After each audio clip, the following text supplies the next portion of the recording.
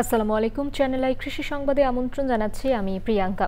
এখনকার সংবাদ আয়োজন একই সঙ্গে চ্যানেল আই এর ইউটিউব চ্যানেলে এবং চ্যানেল আই এর ওটিটি প্ল্যাটফর্ম আই স্ক্রিনে লাইভ স্ট্রিম হচ্ছে। যাচ্ছে বিস্তারিত সংবাদে। কেঁচো ও জৈব সার উৎপাদন করে স্বাবলম্বী হচ্ছেন সুনামগঞ্জ সদর উপজেলার পুরান লক্ষণশ্রী গ্রামের নারীরা। এতে যেমন ভালো ফলন পাচ্ছেন কৃষক, তেমনি আর্থিকভাবে লাভবান হচ্ছেন গ্রামীণ ক্ষুদ্র নারী উদ্যোক্তারা।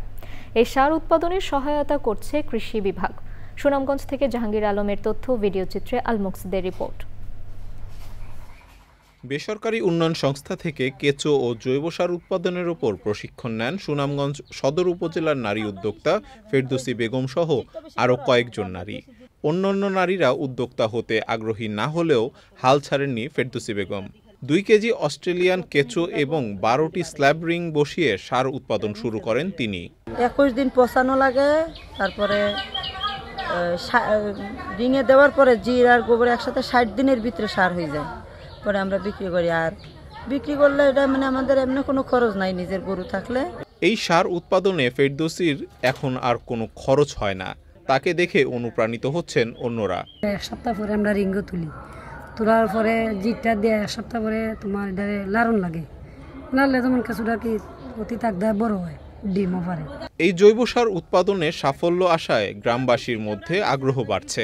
মাসে তোমার এই মনে করুন 3 বার সার বেচন যায় তুলিয়া, মানে জোয়ার সময়। তখন ওই আমার তো 18টা রিং, 18টা রিঙ্গে আমার প্রায় এই 10 মন 12 মন সার হয়ে যায়। জৈব সার উৎপাদনে আগ্রহীদের সহযোগিতা করছে কৃষি বিভাগ। আমাদের জৈব সার উৎপাদনের ক্ষেত্রে কেঁচো সার উৎপাদনের জন্য কৃষক পরামর্শ এবং কৃষকদেরকে বিভিন্ন সহায়তা দেওয়ার কার্যক্রমটা চলমান রয়েছে। কেঁচো ও জৈব সার উৎপাদনে প্রতিটি গ্রামেই এমন ক্ষুদ্র উদ্যোক্তা সৃষ্টি হবে বলে প্রত্যাশা সংশ্লিষ্টদের। আল মুকসিদ, চ্যানেল আই। বঙ্গোপসাগরে সৃষ্ট নিম্নচাপে বৃষ্টির প্রভাবে প্রবল জোয়ারে বরিশাল সহ দক্ষিণাঞ্চলের নদ নদীর পানি বিপদসীমার উপর দিয়ে প্রবাহিত হচ্ছে। ডুবে গেছে বীজতলা সহ অসংখ্য মৎস্য খামার। বরিশাল সদর ও বাবুগঞ্জ উপজেলায় ডুবে গেছে সদর রোড সহ গুরুত্বপূর্ণ একাধিক সড়ক ও নিম্নাঞ্চল। নগরী ঘেঁষা কীর্তনখোলা নদী তীরে নিম্নাঞ্চলের বাসিন্দাদের বসতঘর ও রাস্তাঘাট প্লাবিত হয়েছে। পানিতে মনে করেন এত চাপ দিয়েছে, চাপের ঠেলায় মনে করেন সব নেটগুলো উল্টিয়ে সব মাছ টাছ নদীতে চলে গেছে। 3 মাস আমাকে প্রায় 3 লাখ টাকা মতন আমাকে খরচ হয়ে গেছে। এই দুর্যোগে বন্যায় ওরা পানিতে আমাকে সব মাছ বাইরে হয়ে গেছে।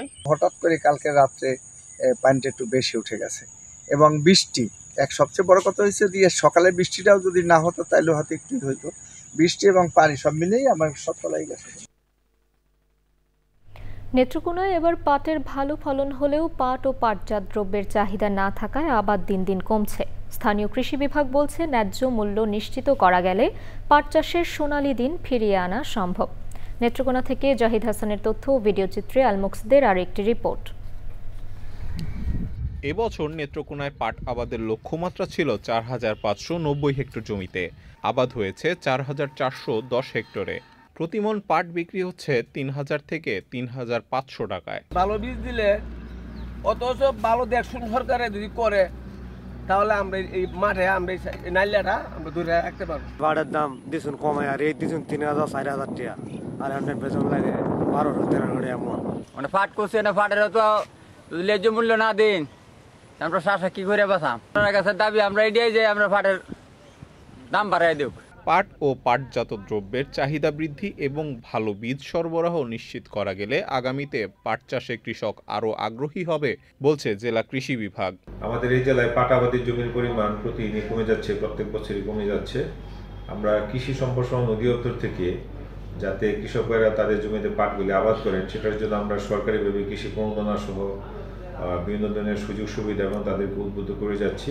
কৃষি কর্মকর্তাদের সঠিক তদারকি আর ন্যায্য মূল্য নিশ্চিত করে পাট চাষে সোনালী দিন ফিরিয়ে আনার দাবি চাষিদের। আল মুকসিদ, চ্যানেল আই। চ্যানেল আই কৃষি সংবাদের আজকের আয়োজন এ পর্যন্তই। পরবর্তী সংবাদ আয়োজনে আমন্ত্রণ জানিয়ে শেষ করছি। ধন্যবাদ সবাইকে।